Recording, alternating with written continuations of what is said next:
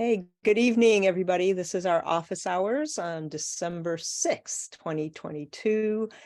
And today we have with us here Peter Torpe, our Chief Technology Officer, Cece Rodebush, our Director of Education, and our very special guest, Jonathan Ochoa. So Jonathan, will you tell us a little bit about yourself? Where are you and what do you do in the field of music education? I'm out in West Texas, a relatively what I think is a smaller city, San Angelo, and I've been a elementary music teacher, general, uh, for 17 years, and I have a wife and 4 kids. We kids are doing well in band. Our fourth one is a baby, but definitely enjoying music already.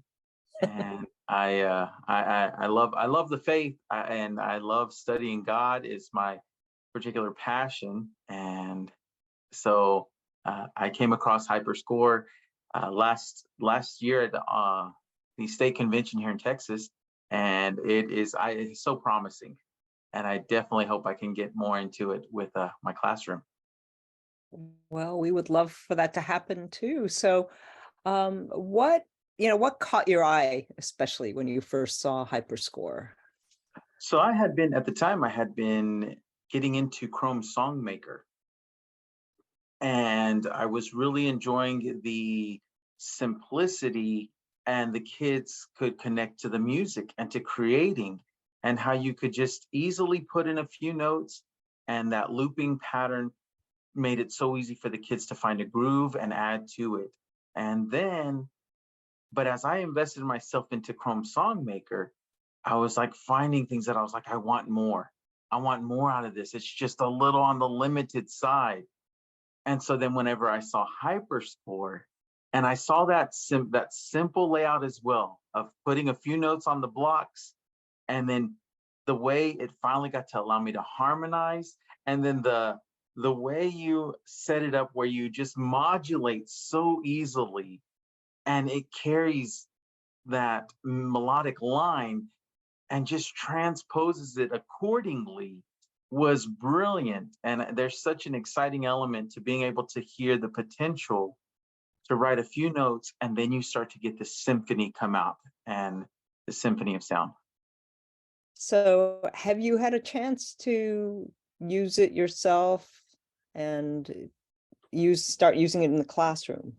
I have not been able to, well, I started using it in the classroom right after state for just a little bit. It was already towards the end of the semester. I had a couple of concerts I had to take care of, but I got right into it and let the kids get in there.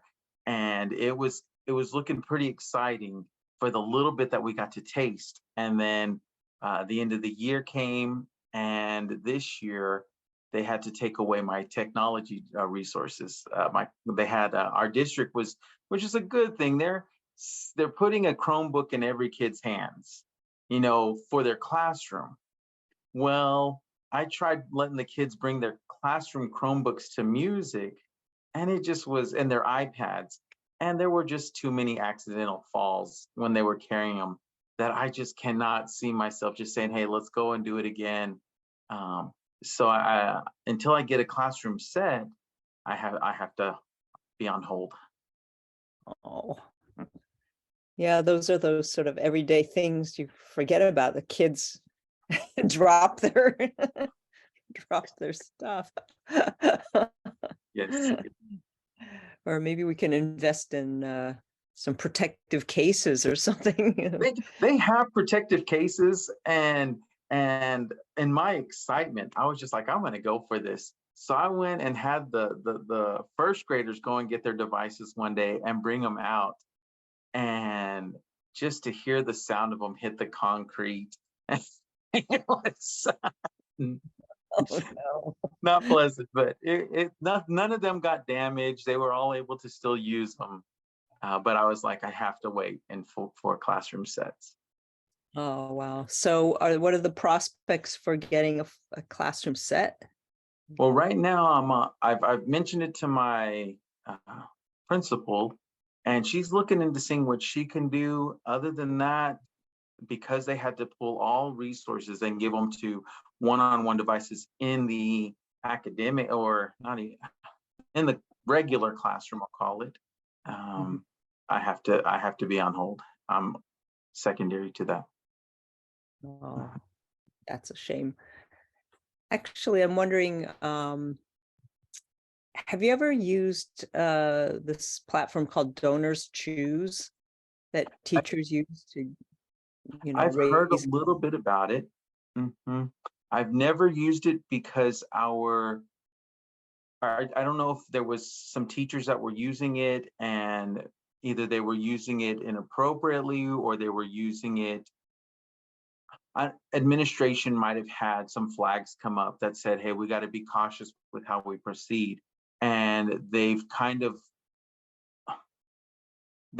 asked us to only use our city grant foundation, which is San Angelo Schools Foundation.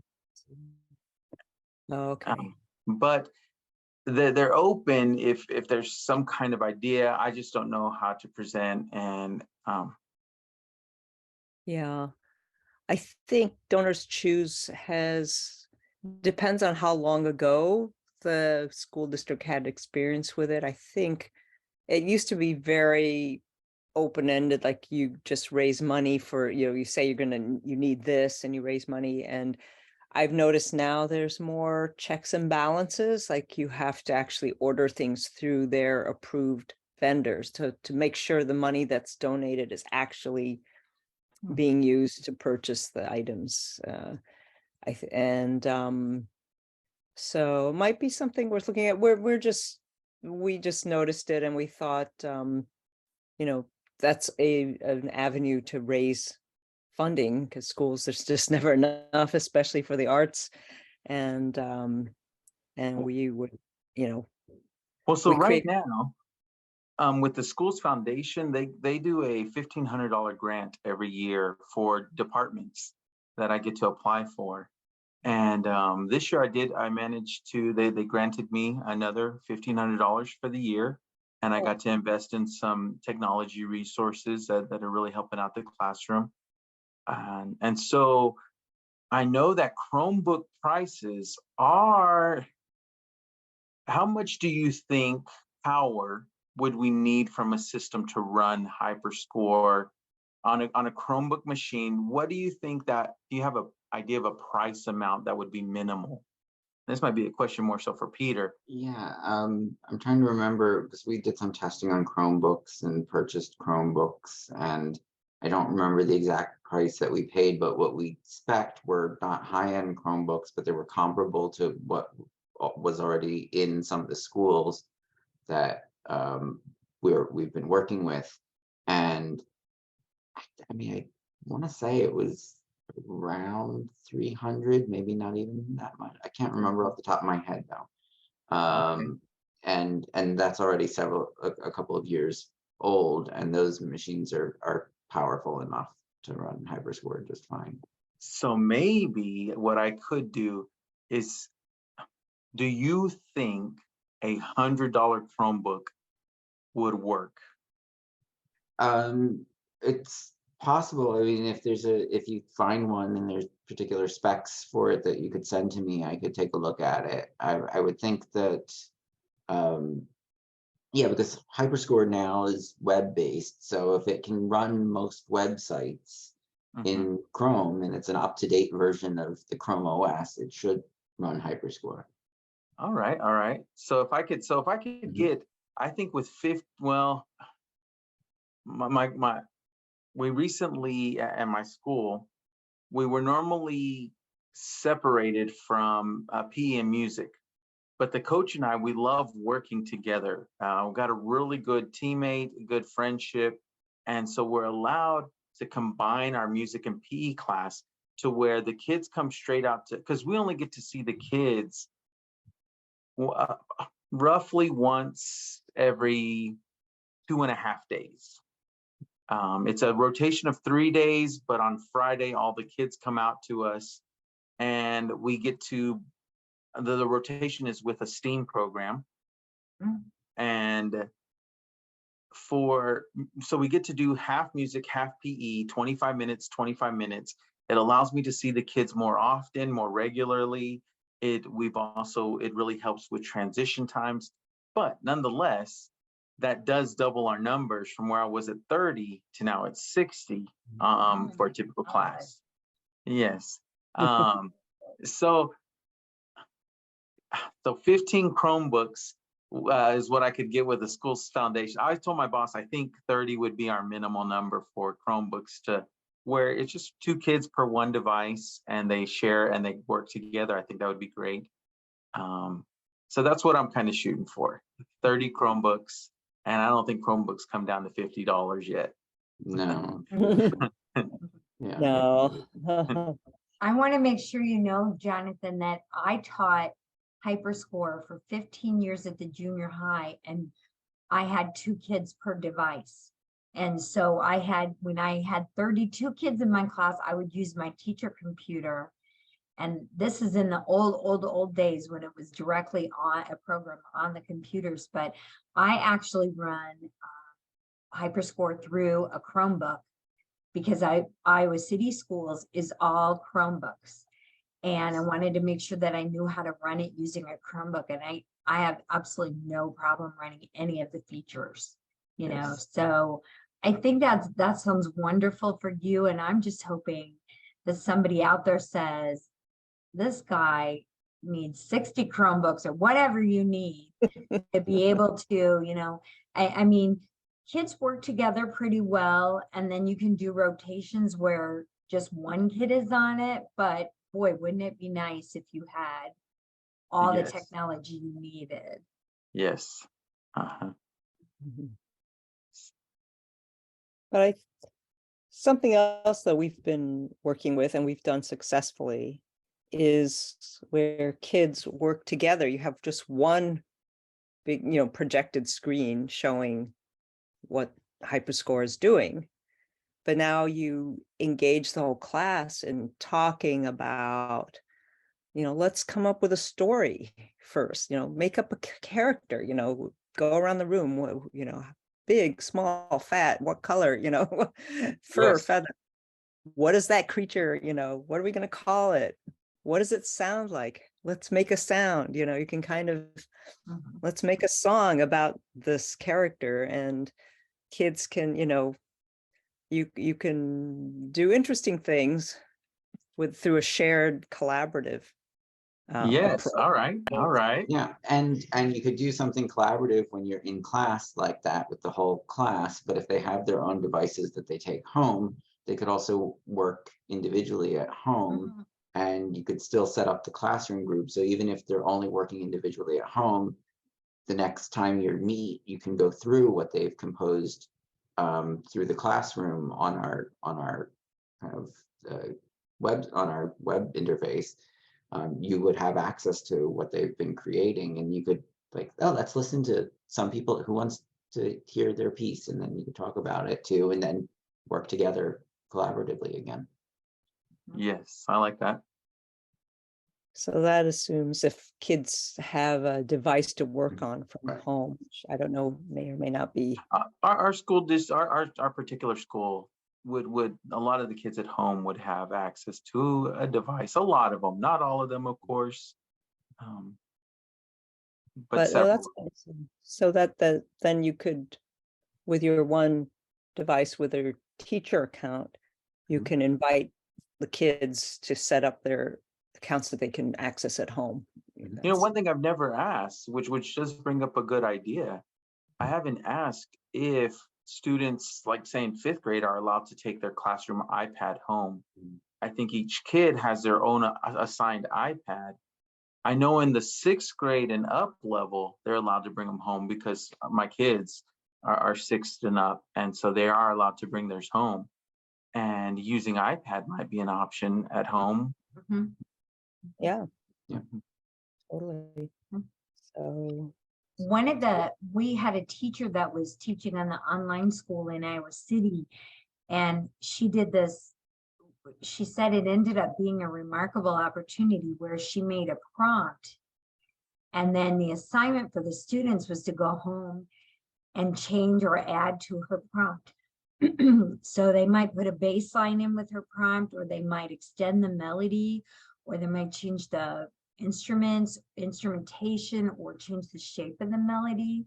Add a And harmony. yeah, add a harmony to it. And for her, she said that was just amazing what the students came back and did.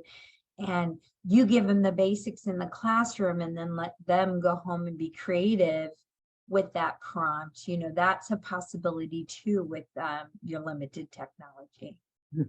Yes, and seeing that y'all set up the remixable sharing, the community, that has been an exciting feature to see, and to be able to go and grab a tune and then kind of play around with it a little bit from what's been written has been really nice.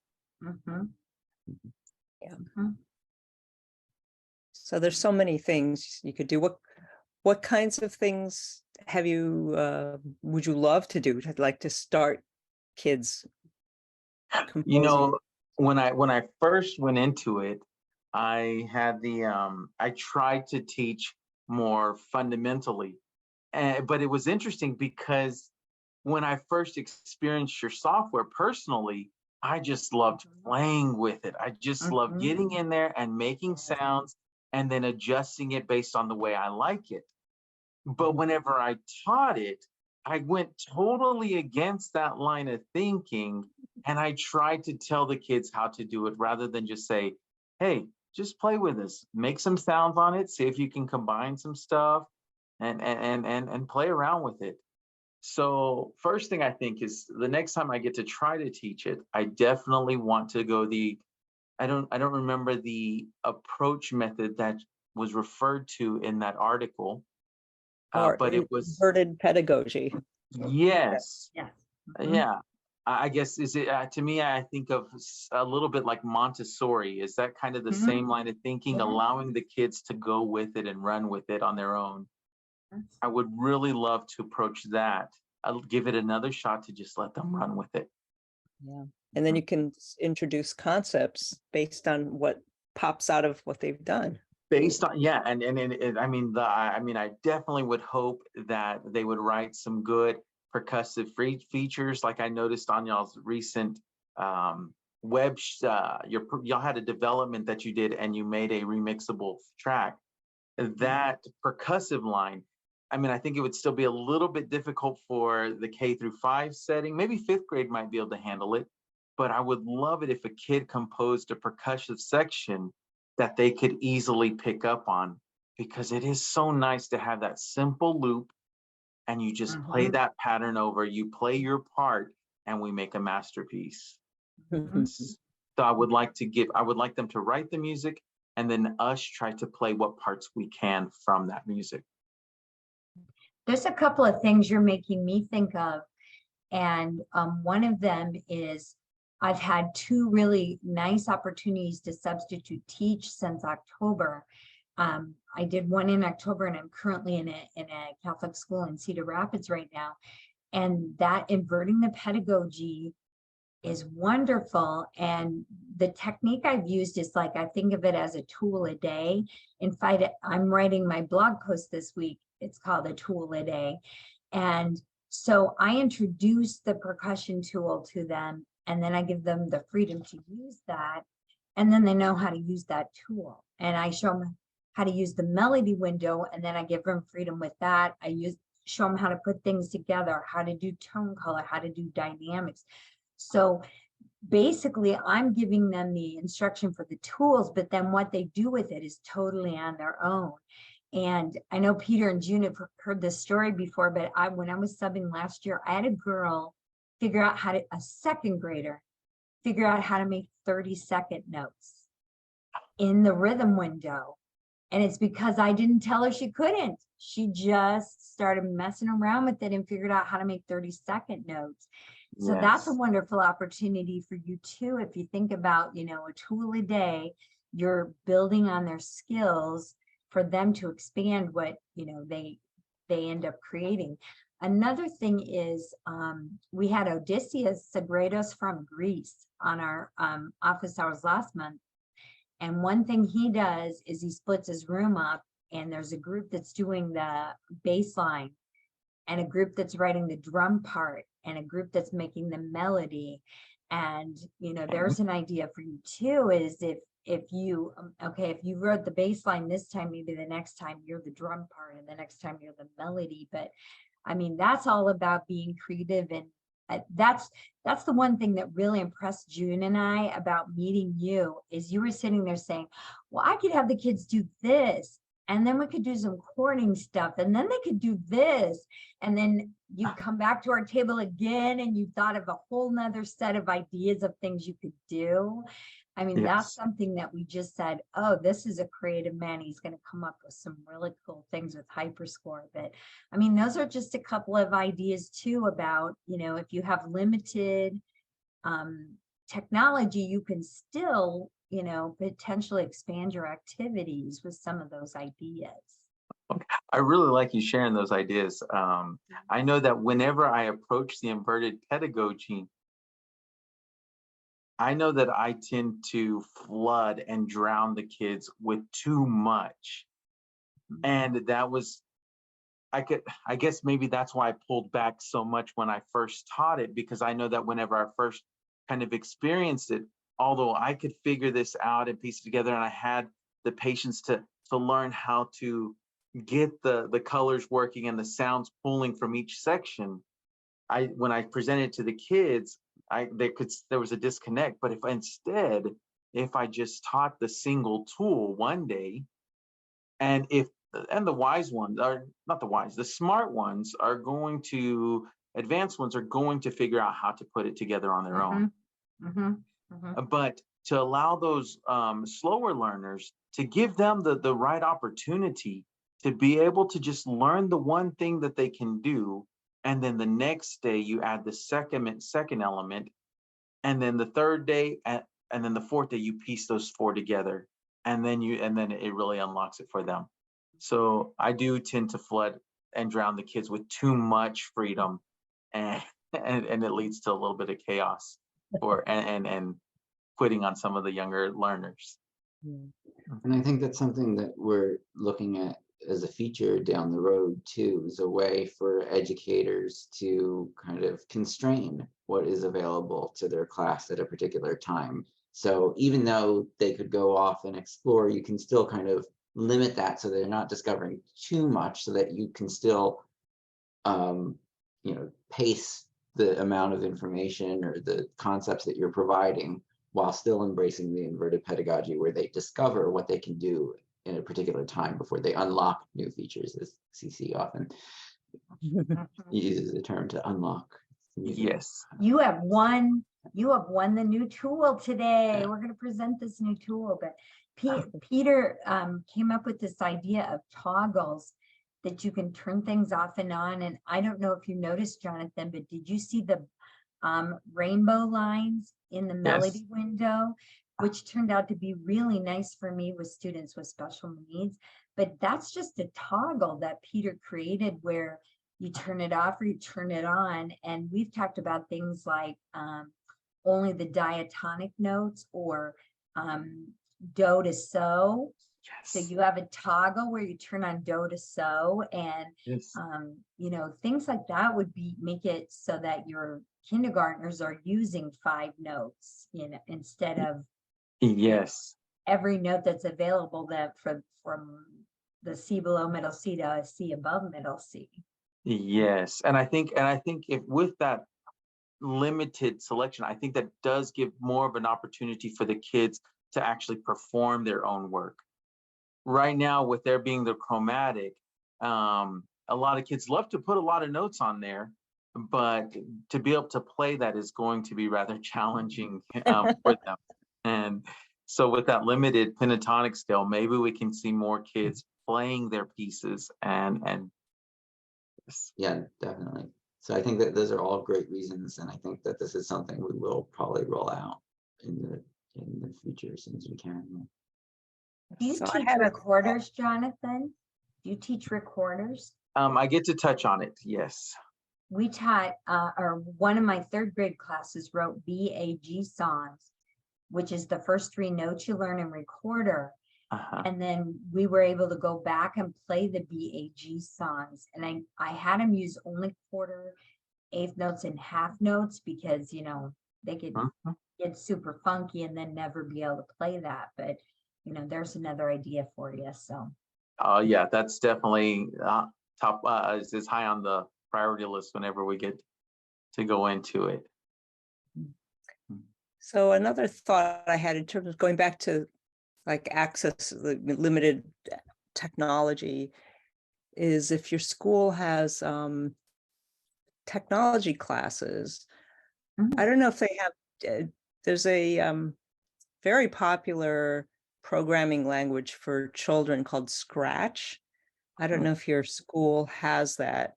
I Um, can't say I've heard of that yet. it might be interesting for them because it's available. It's available free. It was developed at the MIT Media Lab, the same as the Hyperscore.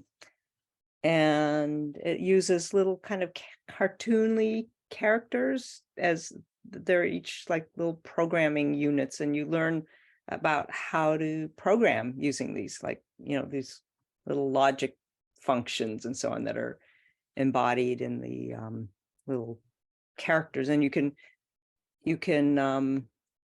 so kids will learn how to like program like a cartoon, an animation, or a game. And in a couple, maybe the next office hours, the one after, sometime early next year, we met someone who's using some simple video games that were created with Scratch. And then that we're going to use that as a prompt for people to write music, for kids to write music to go with the video game. And Yes. so I'm sort of Yes. thinking, well, the tech class might have more of the equipment, but if you can introduce the music through what they're doing there, that might be another way Yes. Okay. So, leverage. I mean, it's just a great idea to consider what are they doing in the classroom that music could complement that, and allowing Hyperscore to be the tool to let them compose the music for it. Yeah. Yes. Yeah. I mean, in a language arts class, if kids write a story, well, let's now Yeah, write set it to music, write do a little play with some write music. a little play Yes. and Yeah. set. Yes. Yes. June had given me an idea. She's into this writer's workshop, and she had me come one Saturday, and it was really cool how they gave us a prompt and then they just let you go crazy with it. And so I taught a class at the senior center, and I asked them to write down a memory, something that they were thinking of. It could be current, it could be a feeling, it could be something they remember from their childhood or something they'd done that week. And then when they were writing their piece, they were thinking about that as they were writing their melody. And that made that a really interesting way.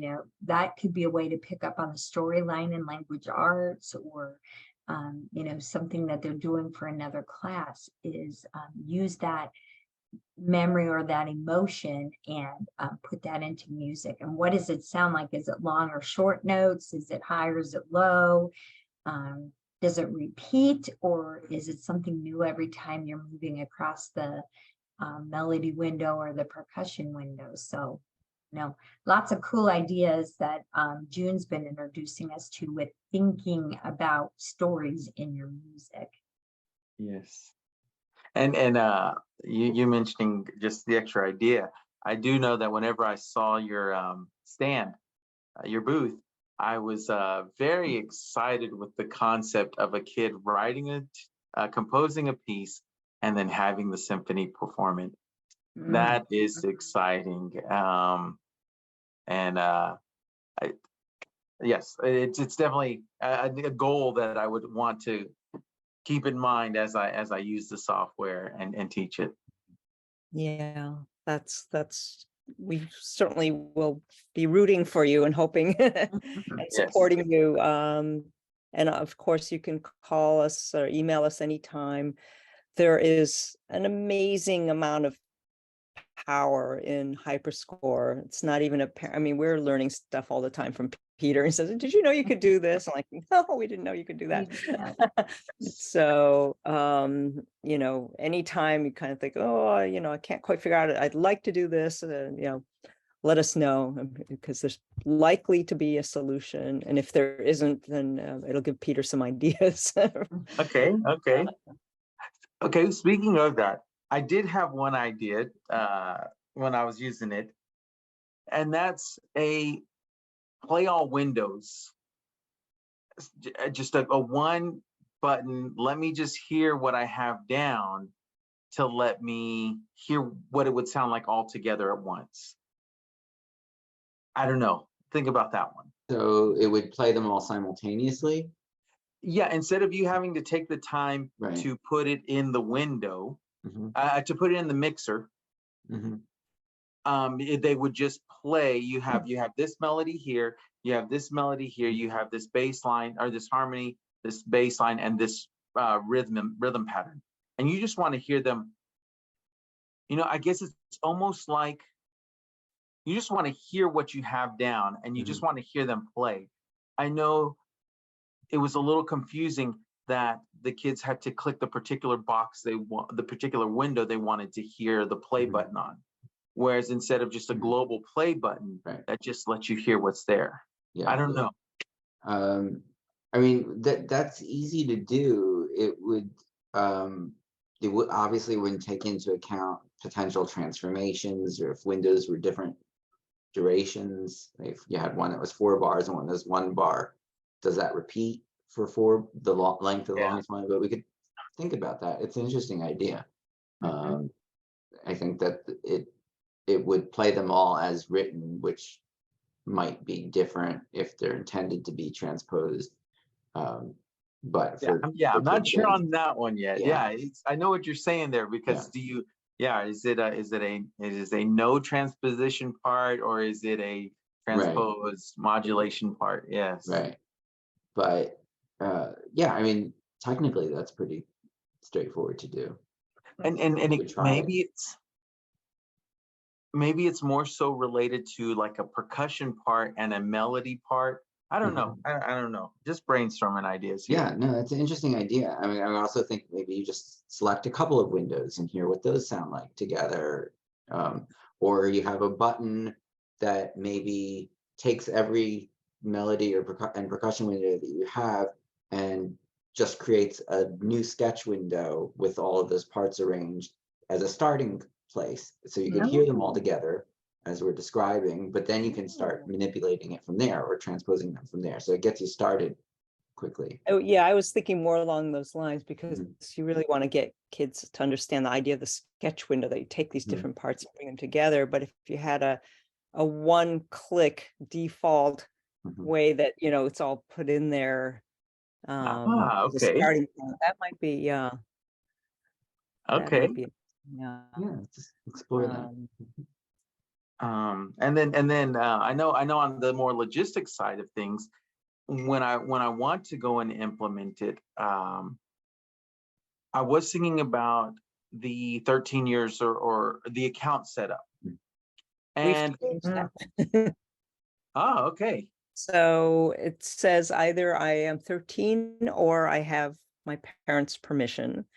So they do, when they initially set up the account, they need a parent or guardian to read our privacy policy, which and there's a little simple form that I give my permission. They fill it in online, and that's all they need to do. And then but realize this was an issue for if you're teaching kids under 13. Yes. Now I did. So I recently wanted to get an app installed on the iPads for the PE aspect at our school. It's called Home Court. And in order to get it on the iPads, the school district had me fill out a form that asked, is the software COPA or FERPA compliant? And FERPA too. Okay, and what I don't know, I don't know if the school, if our technology makes the app available for every single student, if we say yes, it is compliant, or do I have to go and this is on my own. I'll have to talk to my technology reps there and administration. But it just I do know that y'all have the checkbox, and I'm just kind of brainstorming a little bit on that end. Yeah. I can tell you what I did this fall, Jonathan, is exactly what you said. We were talking about the Child Online Privacy Protection Act and what is the family. Do you know what FERPA stands for, Peter? Do you remember that? Education. No, but I've done Parent- FERPA training, but I don't remember what it stands But for. the whole idea is that it's protecting the child Yeah. from somebody giving them information that they don't need at their age. So I think not only does the box say, correct me if I'm wrong, June, it says I'm 13 or I have parent permission or I have school district permission.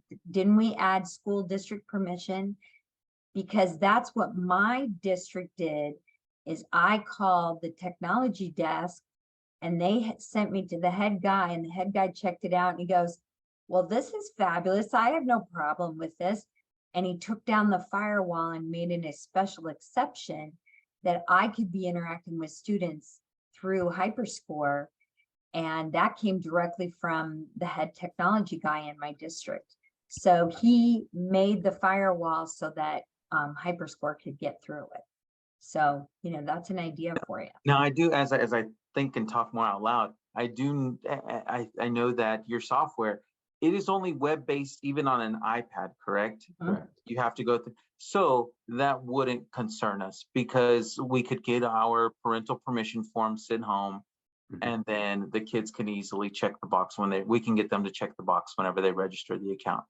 Yeah. So Yeah, and it's just because we're using their email addresses to associate with their accounts. So anytime we collect something that's personally identifiable, we need to have parental consent yes, over that. And otherwise, the Hyperscore doesn't really collect any sensitive information, unlike some other programs or some internal things. So it doesn't really touch on a lot of the FERPA requirements where you can't disclose student identification and student privacy, because there isn't really that much that's in there, at least in as it is right now. So it's really just because of that email address. yes. All right. Great. So are there any final thoughts before we wrap up this evening?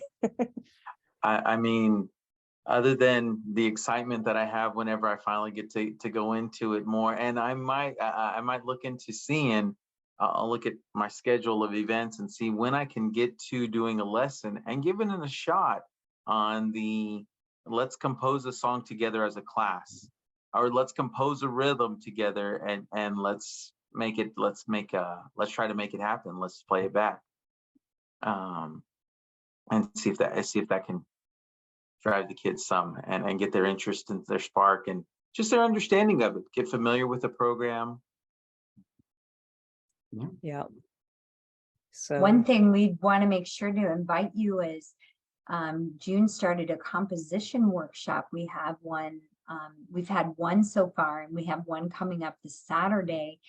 And we all were working together, and the three of us were there in the workshop, and then a couple guests. And Peter showed us something, and June and I were both like, I didn't know it could do that.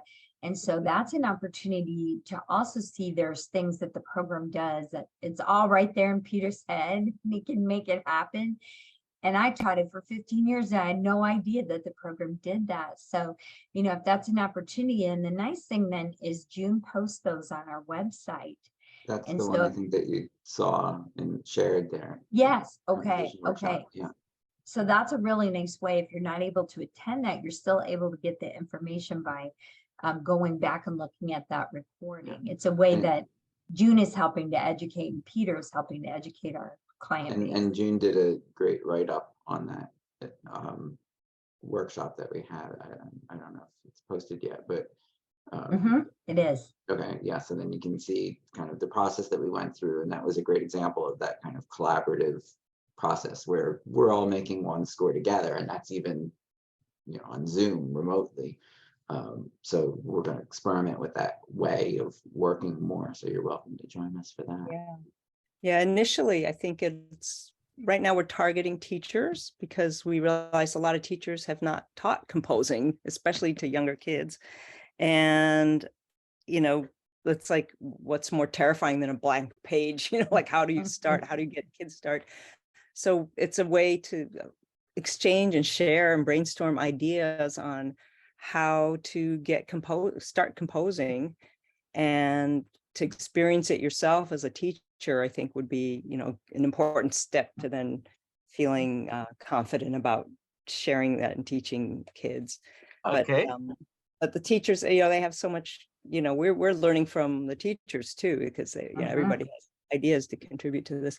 Eventually, we hope, it's such an open, safe environment for everyone. We would love to see students to come in and have it be like this, just a fun Zoom community creative activity they can do, Yes. All right. Now you mentioned a little bit of just the manual, right, and music notation. Have you considered any long range project to have the sheet music kind of develop on the sidelines to where you could pull it up and just see? Yeah, so that's something that we've been talking about for quite some time. There are a few technical challenges related to that. It's easy to do for the melody and percussion windows, but the sketch window is a bit trickier, and kind of just the page layout. How do you, if you actually, it's fine to do one long score, but if you actually wanted to print it out, where do you break it? There's a lot of things that happen as part of a manual process or in specialized notation software that are a little tricky for Hyperscore because of the way the Hyperscore works. But it's certainly something that, yes, I've started working on this, but it might be a while before. Oh yeah, I'd it really imagine. works. Yeah. I'd imagine, yes. Yeah.